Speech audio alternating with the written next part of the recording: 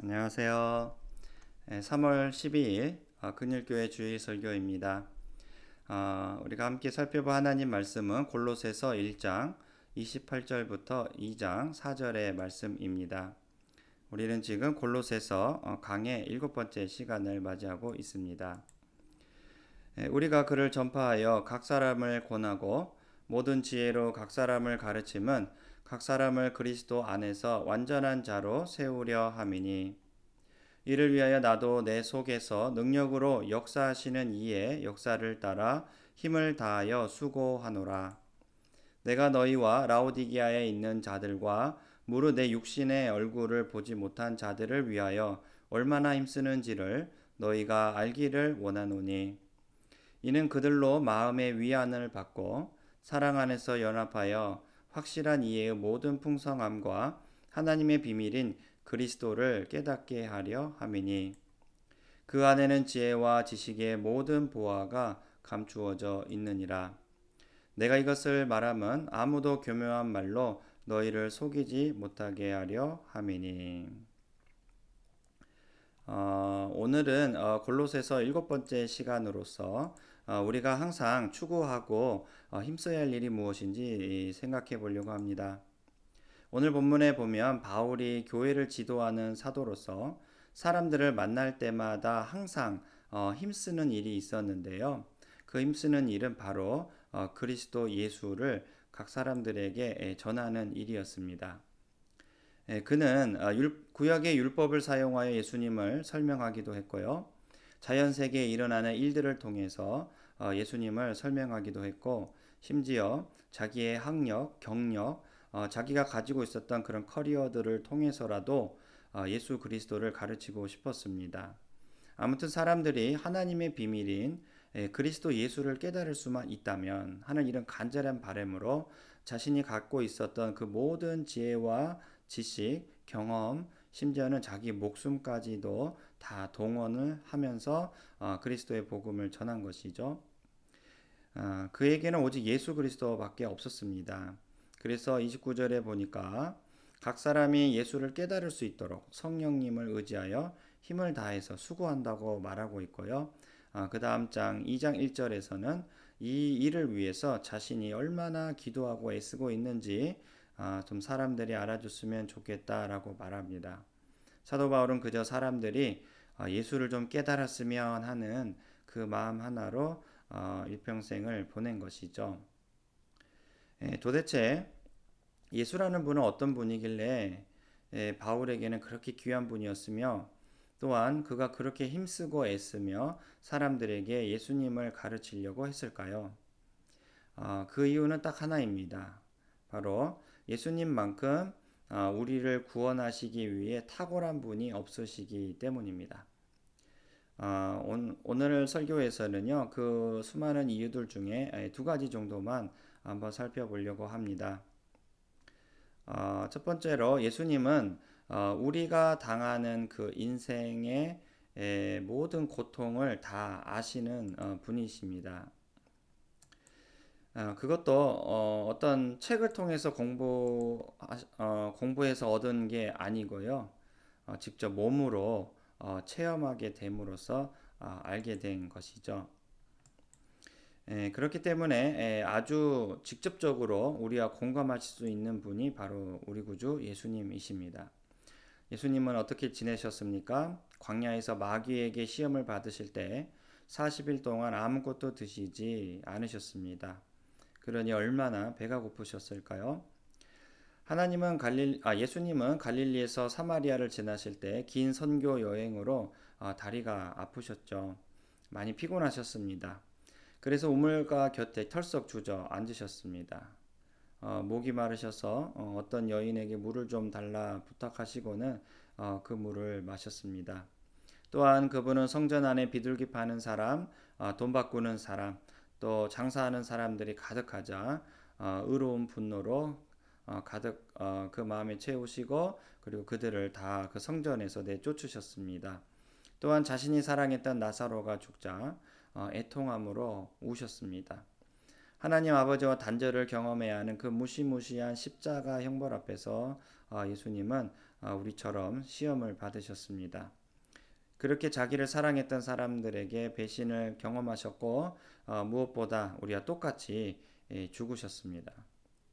여러분, 우리와 똑같은 인생을 사셨던 예수님은 우리가 인생에서 당하는 그 모든 경험들, 심지어는 죽음까지도 다 포함해서 똑같이 겪으셨습니다.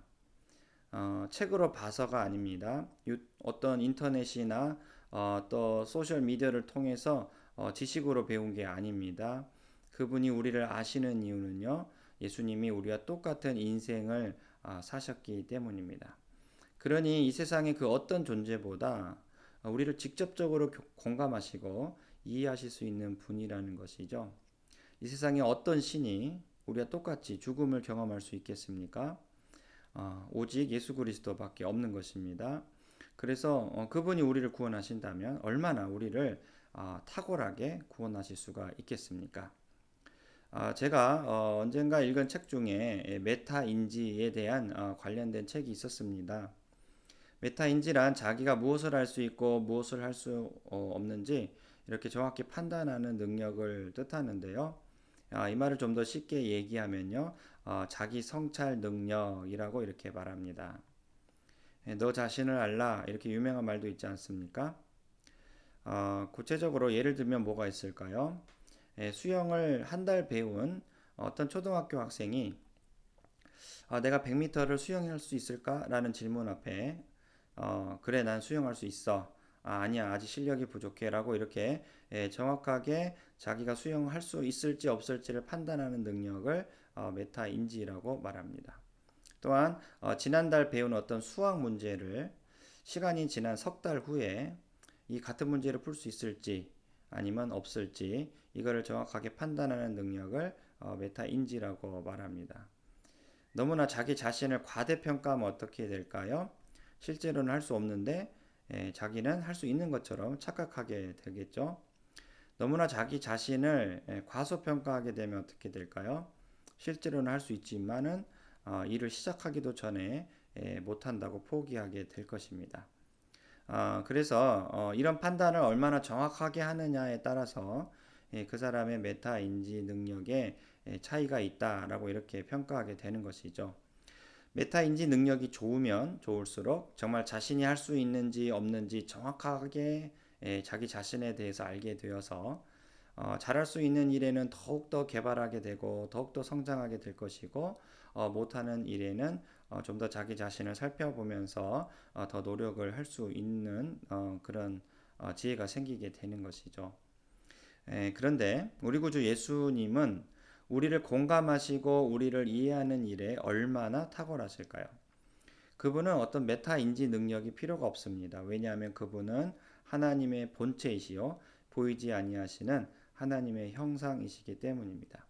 그러한 분이 자기 신적 능력으로 우리와 똑같은 인생을 사셨다면 그분만큼 우리를 탁월하게 구원하실 수 있는 분이 또 없다라는 것이죠. 그분이 우리와 똑같은 인생을 사셨다는 의미는 마치 우리 자녀들이 이 필트립 견학이라고 하지 않습니까? 마치 어디 견학 가는 그런 구경 가는 느낌이 아닙니다. 하늘에 사시는 분께서 이 땅에 사는 인생들이 어떻게 사는지 한번 살펴보자 하고 여행 오듯이 잠시 어떤 구경 오듯이 예수님께서 이 땅에 오신 게 아니라는 것입니다. 이는 마치 조선시대 왕이 사복 차림을 하고 일반 백성들이 어찌 사는지 이렇게 살피러 오는 느낌이 아니라는 것이죠. 그분은 정말로 우리와 똑같이 사람이 되셨습니다.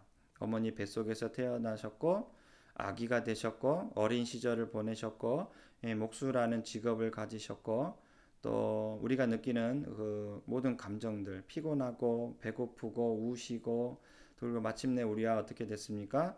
죽음을 경험한 것입니다.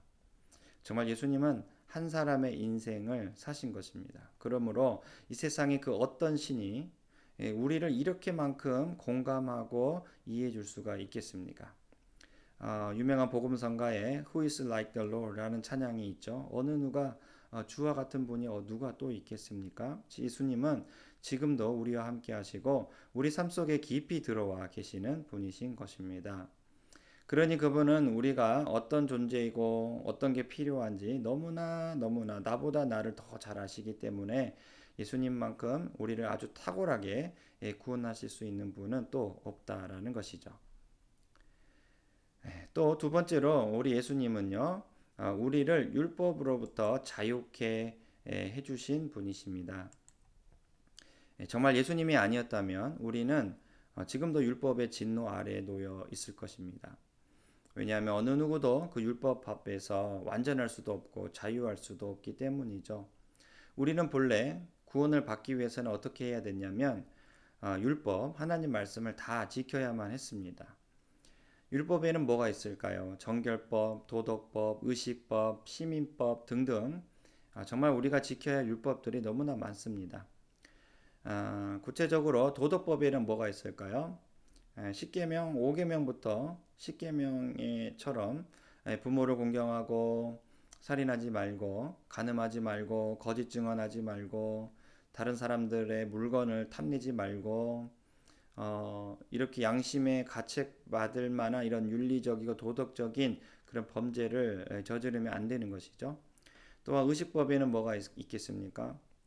하나님께 어떻게 예배 드려야 할지, 또 어떻게 거룩한 삶을 살아야 할지 우리가 지켜야 하는 이런 법들을 말합니다.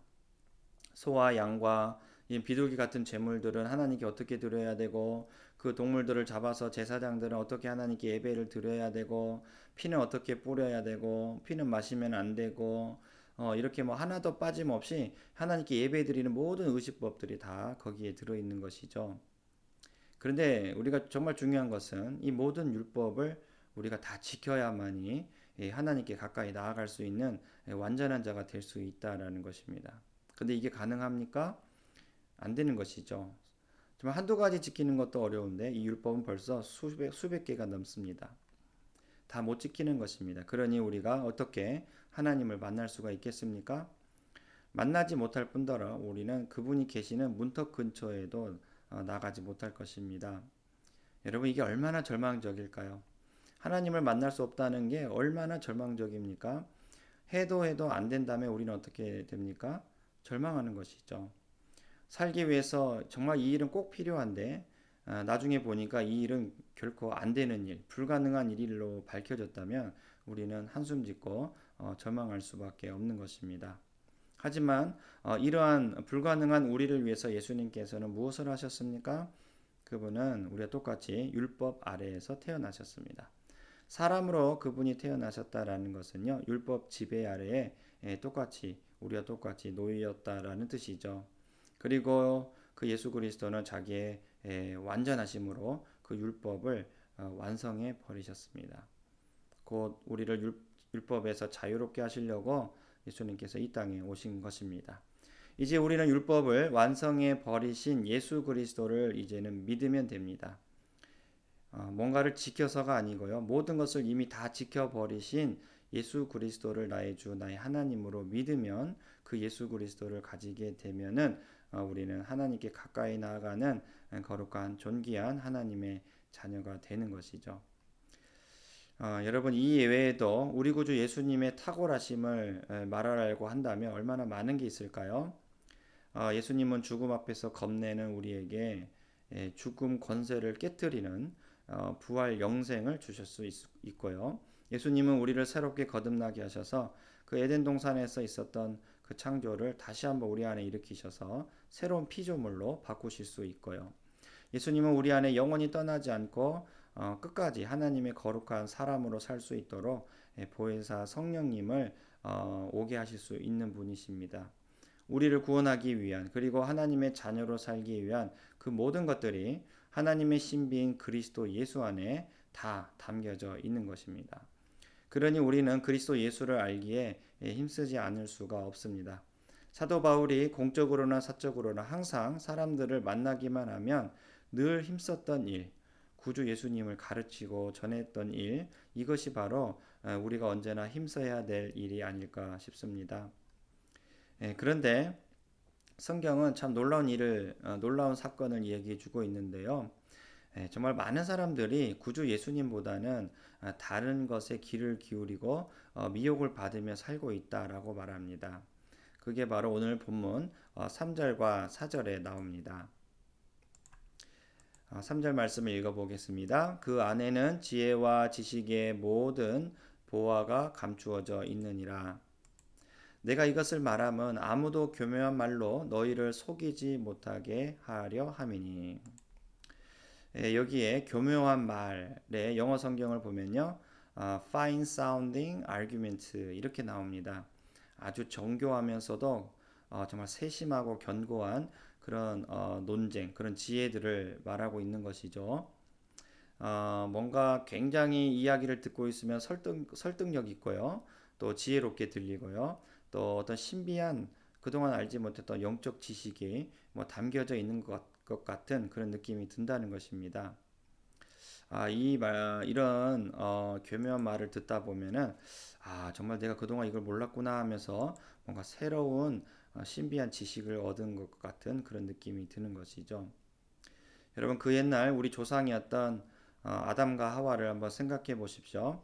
본래 처음에 아담과 하와는 올바른 구원, 올바른 믿음을 갖고 있었습니다. 그게 바로 동산 중앙에 있는 나무의 열매는 먹지 말라. 먹으면 어떻게 됩니까? 정령 죽으리라. 정말 하나님께서 알려주신 대로 올바른 믿음, 올바른 구원을 갖고 있었습니다. 하지만 어떻게 됐습니까? 사탄의 거짓말, 사탄의 미혹에 이끌려서 사탄과 손을 잡고 결국 그 교묘한 말, 정말로 fine sounding argument에 넘어져서 결국은 하나님이 먹지 말라 하신 선악과 그 열매를 먹게 된 것이죠. 그래서 옳은 믿음, 옳은 구원을 버리고 미혹되어서 사탄과 손을 잡게 됐습니다. 요즘 우리가 얼마나 많은 영상 매체들이 있는지 모르겠습니다. 핸드폰을 키기만 켜면은 정말로 우리를 유혹하는 영상들이 참으로 많이 쏟아져 나오고 있습니다. 그 영상들을 보면 굉장히 우리의 눈을 자극적으로 자극시키는 어떤 충동적인 그런 제목들, 이런 글귀들이 참 많이 나오는데요. 뭐 어떤 목사님을 통한 뭐 강력한 성령의 임재, 또 뭐 귀신을 물리치는 뭐 성령의 역사, 또 뭐 말세에 나타난 뭐 하나님의 계시, 정말 우리 눈을 자극하면서도 한번 좀 이렇게 딱 클릭하고 싶은 그런 충동을 일으키는 아주 자극적인 내용들이 이 핸드폰을 열기만 하면은 막 쏟아져 나옵니다. 넘쳐나는 것이죠. 그 동영상 내용들을 좀 들여다보면요, 주로 볼 수 있는 게 정말 신비한 기적이나 환상, 비밀의 지식 같은 그런 것의 내용을 담고 있습니다. 어떤 인간의 상식이나 이성이 통하지 않는 정말 신비한 것들이죠. 또한 어떤 영상들은 굉장히 우리의 이성, 또 지혜를 좀 업그레이드 시킬 수 있을 만큼의 탁월한 어떤 방법을 제시하는 내용도 담고 있습니다. 이 사람이라면 다 어떤 새로운 것을 배우고 싶은 지적 호기심이 있지 않습니까? 그런데 그것을 충분히 만족시키고 굉장히 나를 지혜롭게 해줄 만큼 신비한 지식들, 그런 방법들이 소개되고 있는 영상들이 많은 것이죠. 정말 그래서 이거면 되겠다 하는 그런 만족도 듭니다.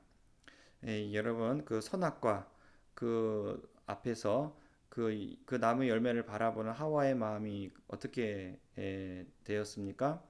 처음에는 그렇게 금기시했던 그 선악과의 열매가 이제는 보암직도 하고 먹음직도 하고 지혜롭게 할 만큼 탐스럽게 또 되었습니다. 정말로 어떤 그동안에 알지 못했던 어떤 신비한 것들을 마치 얻어가는 그런 느낌이 들었다는 것이죠. 여러분 그러나 오늘 본문은 뭐라고 말합니까? 이런 아주 이 교묘한 말들이 우리를 속이지 못하게 하라고 말합니다. 정말 기존에 듣고 있던 정말 뻔하고 시시하고 전혀 새로울 게 없게 들리는 그 똑같은 말씀같이 들리지만 그 십자가 복음에서 벗어나지 말라고 이렇게 경고하고 있는 것이죠. 그래서 고린도전서 1장 22절과 23절에 이 현대어 성경은 이렇게 말하고 있는데요. 한번 읽어보겠습니다. 유대인들에게는 이 말이 어리석게만 들릴 것입니다. 그래서 그들은 선포된 말씀이 진실이라면 그것을 증명할 수 있게 하늘의 표징을 보이라고 요구합니다. 또한 다만 자기들의 철학으로 해석할 수 있고 눈앞에 보이는 것만을 믿는 현대인들에게도 이 말은 미련하게 들릴 것입니다. 그래서 우리를 구원하기 위해 죽으신 그리스도에 대해서 설교할 때면 유대인들은 기분이 상해 있고 이방인들은 모두 잠꼬대 같은 소리라고 합니다. 여기 말씀해 보면 하나님을 정말로 열심히 믿는 그 유대인들은요, 예수님의 이야기가 어떻게 들립니까? 어리석게 들린다고 말합니다. 아무리 그 십자가 복음을 얘기해도 마음에 와닿지 않는 것이죠. 정작 그들의 마음에 와닿는 이야기는 무엇이었습니까? 바로 하늘의 표징, 기적이라고 말합니다. 뭔가 기적이 일어나면요, 와 이게 정말 하나님의 역사구나 하고 그런 기적을 쫓았지 십자가 복음은 따르지 않았다라는 것이죠. 또한 인간의 지혜와 이성을 강조하는 이 헬라인들, 그리스도인들도 마찬가지입니다. 예수님에 대한 이야기를 들려주면 전혀 기쁘지가 않았습니다. 좋아하지 않는 내용이었습니다. 왜냐하면은 자기의 이성으로는 납득이 되지 않기 때문이죠. 어느 누가 죄인 중에 괴수의 모습으로 그 더러운 십자가에 매달린 그 나사렛 예수를 내가 믿어야 할 하나님으로 보이겠습니까? 이거는 인간의 이성으로는 굉장히 어리석게 보이는 일들입니다. 그래서 그들은 이 세상의 철학이나 지혜를 좇아서 신앙생활을 했다라고 말합니다. 여기 말씀해 보면 유대인이나 그리스인이나 하나님을 믿기는 믿어도요. 그들은 그리스도보다는 어떤 다른 것을 추구하면서 신앙생활을 했다고 말합니다. 오늘 본문은 이 점을 경고하고 있는 것입니다. 예수님께서 사람이 되셔서 십자가의 죽으심으로 이루신 그 복음, 그분의 목숨으로 이루신 이 복음만큼 귀한 게 이 세상에 어디 또 있겠습니까? 이 복음으로 인해 우리는 생명을 얻게 되었는데 다른 것에 우리가 귀를 기울일 수 있을까요? 우리가 결코 그럴 수 없는 것이죠. 처음에 복음을 들었던 이 골로새 교인들은요, 어느새 자기도 모르게 새로운 영적인 지식, 영지주의, 천사 숭배, 뭐 이런 신비한 지혜 등등 어떤 기존 교회가 알려주지 않는 어떤 새로운 것들을 전하는 그런 거짓 목사들의 가르침에 관심을 보이면서 이탈하는 그런 사람들도 있었습니다. 그래서 점점 그 신앙이 처음에는 올바랐지만 나중에는 병들어가고 있었던 사람도 있었던 것이죠. 여러분 어떤 새로운 지식, 자극적인 경험, 기존의 틀을 깨부수는 어떤 기존의 틀에 대한 도전들에 대한 지식, 또 그런 어떤 충격적인 어떤 영상들, 자꾸 이런 것들을 우리가 줬다 보면요, 우리는 어느새 복음에서 벗어나게 될지 모릅니다. 여러분 오히려 뻔하고 시시한 그런 익숙한 그런 것들이 우리를 오히려 더 굳세게 지켜줄지 모릅니다. 여러분 우리도 알다시피 우리가 한번 외식하지 않습니까? 정말 분위기 좋은 레스토랑에 가서 밥을 먹습니다. 그런데 정작 우리의 삶을 지탱하고 있는 것은요, 그냥 화려한 조명 아래서 정말로 화려한 분위기 속에서 먹는 그런 레스토랑의 음식이 아니고 늘 집에서 먹는 그 뻔하고 시시하고 익숙한 반찬과 그 밥이 우리의 삶을 지탱하고 있는 것을 우리는 알고 있습니다. 교묘한 말들이 그때는 굉장히 신선하게 들려지고 뭔가 새로운 것을 일으킬 것 같이 보이지만은 결코 그런 교묘한 말들이 우리를 속이지 못하게 하십시오. 예수님의 핏값으로 이룬 그 복음을 정말로 마음 다해서 사랑하고요. 또 그 복음을 더욱더 추구하면서 그 복음을 알기에 힘쓰십시오. 그 복음은 너무나 신비하여서 우리가 결코 다 알 수 없을 정도로 매우 풍성합니다. 이 풍성한 복음이 우리를 더욱더 풍성케 하는 은혜가 있길 주의 이름으로 축원합니다.